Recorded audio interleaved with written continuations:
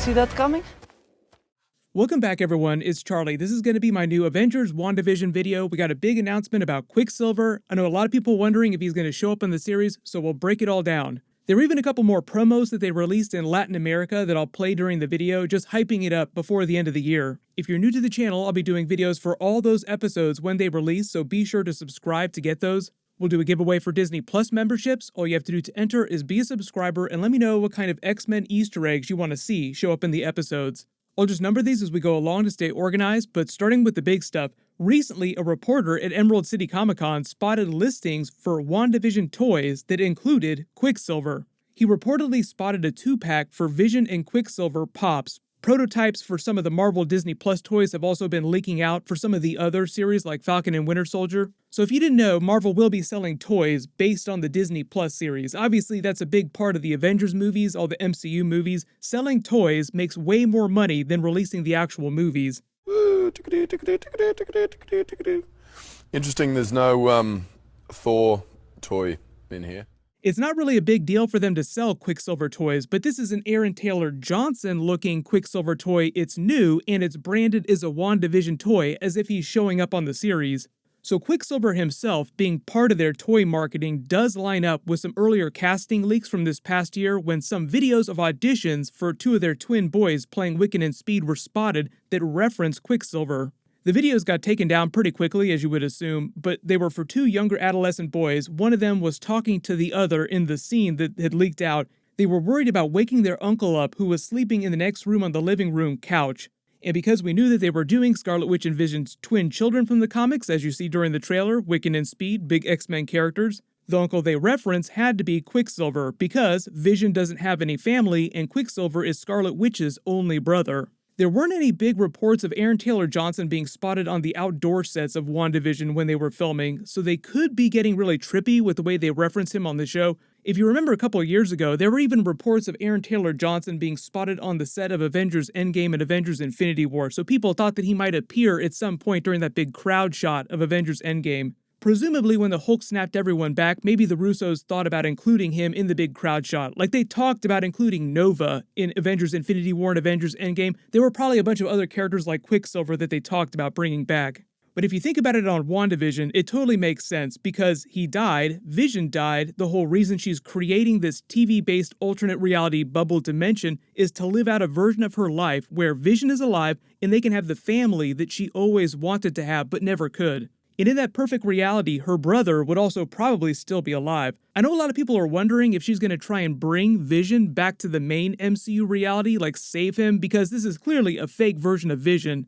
But I think a big part of them doing WandaVision the series is that it's told from her perspective, like it's Wanda's vision, but it's also WandaVision as in the TV show theme that they're going with. So I think it's all about her catharsis and her getting some closure over Vision's death. So I think it's pretty even odds as to whether or not they bring Vision back to life in the main MCU reality. Because he is an android, technically Shuri was supposed to be able to revive him. Like you fix a machine, you should be able to bring him back. It was just a question of what he was going to be like without the Mind Stone. If you're a longtime Marvel comic book fan for some of the old stuff, you might also see some of the White Vision comic book references they're making with this black and white stuff. The joke there is that the white version of Vision that they brought back was after he had been destroyed, but they brought him back without the mental patterns of Wonder Man, so he basically had no personality. He was this cold, unfeeling robot. So even though they're referencing a lot of these classic TV series from the black and white era of television, they're also kind of referencing the version of Vision from the comics that came back looking all white and had zero personality. During the scene where the kids were auditioning, talking about Quicksilver, it didn't reference what decade it was in, but if you look at it here, this looks like the 80s decade of television sitcoms, so they wouldn't be adolescents till the Roseanne 90s era, which is this scene right here, where she's got her hands on her hips like she's really upset with them. They just did something really bad. The really interesting thing, though, about this is that if you look at the scene from the trailer where you see her in black and white on the old TV set inside a black and white room, like we're standing in a black and white room watching her in a black and white television show. She answers the phone, Vision residence, while we're watching her on TV. But then a full color version of her looks like she gets sucked into the alternate reality TV dimension in her street clothes, modern day street clothes, and sees Vision greeting her saying, "Wanda." And it looks like her jaw is about to hit the floor, like she can't believe what's happening. We know that Agatha Harkness is a big character on the series because of the subtitles from the Marvel version of the trailer. Thank you very much, person that did the subtitles. Agatha Harkness is also a powerful magic user or a sorceress like Doctor Strange. She could be manipulating Scarlet Witch into using her powers to create this fake reality. Agatha Harkness has been both a mentor and a villain to Scarlet Witch in the comics, so it seems like based on the trailer footage, she's playing both her and Vision, just totally messing with them in a kind of sadistic way, like telling Vision that he's supposed to be dead. Since a lot of their Halloween costumes are meant to be big comic book references, she's dressed like a witch. I think that's just her dressing like comic book Agatha Harkness. And if you think about the earlier scene where things start to glitch out, it's almost as if Vision comes back to life without his memories of Avengers Infinity War and being killed by Thanos, but he starts to remember maybe, and that's when things start to glitch out. Then you start to get the bigger House of M Easter eggs from the comics where she also created an alternate reality, which then starts to crumble around her where she does her No More Mutants line. It kind of seems like a version of that is playing out in these scenes here, with the reality sort of cracking and crumbling around her. So even if Quicksilver is coming back, that doesn't necessarily confirm that Aaron Taylor Johnson is coming back or that they'll bring him back into the main MCU reality. Remember, this is a version of reality where she can make anything she wants a reality.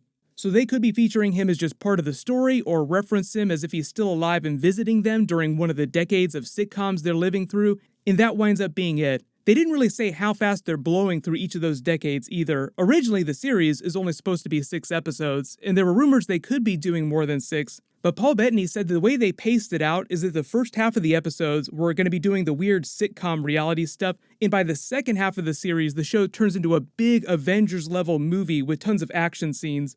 Like, things go Avengers-level crazy, which is probably where they start to get into all the Nick Fury sword stuff and Doctor Strange 2 movie crossover. The early theory there is that eventually Scarlet Witch is going to try and save fake Vision and her fake children, just like in the comics, and bring them to the main MCU dimension, while also having a full-blown wizard battle with Agatha Harkness and any other potential villain that Agatha Harkness might be working with. The same way that Caecilius was the villain of the Doctor Strange movie, but really he was just a puppet for Dormammu. I don't think that Agatha Harkness is working for Dormammu necessarily. I think they'll try to introduce some other new MCU villain. The reports from a couple years ago were that Nightmare was going to be the main villain of Doctor Strange 2, but since Sam Raimi became the director, they could have changed that. There are a couple really big supernatural villains that Doctor Strange and Scarlet Witch share. Mephisto is probably the other biggest one that they haven't quite done in the MCU yet, even though they did reference him during the original Avengers movie. His big connection to her is through her children. The promos that they released recently were just for Latin America, so they just have like a quick voiceover of her saying, "Welcome Latin America, we invite you to watch Wandavision on Disney+."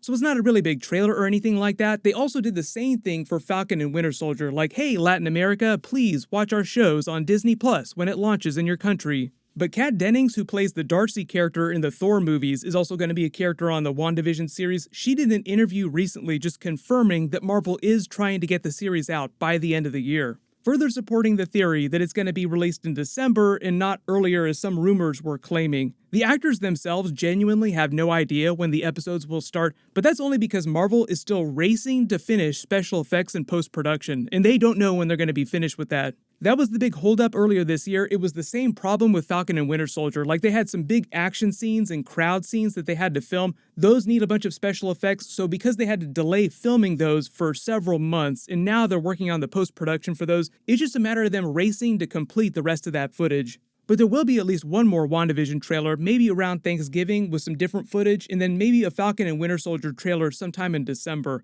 That really just depends on when Marvel wants to release that series. I know there's all kinds of theories about Falcon and Winter Soldier spoiling some of the things that happened in the Black Widow post-credit scene, most people believing that there's some Thunderbolt stuff happening during the Black Widow movie. But if they release any other big details or we learn anything about those series, of course I'll do a new video. My next big video is going to be for The Mandalorian Season 2, Episode 2. That'll be up Friday just like normal. As long as you have alerts enabled for my channel, you should see that when I post it. While you wait for everything, click here for my full Mandalorian Season 2 Episode 1 video, and click here for my Avengers WandaVision trailer video and X-Men Easter eggs. Thank you so much for watching. Everyone stay safe. I'll see you guys tonight.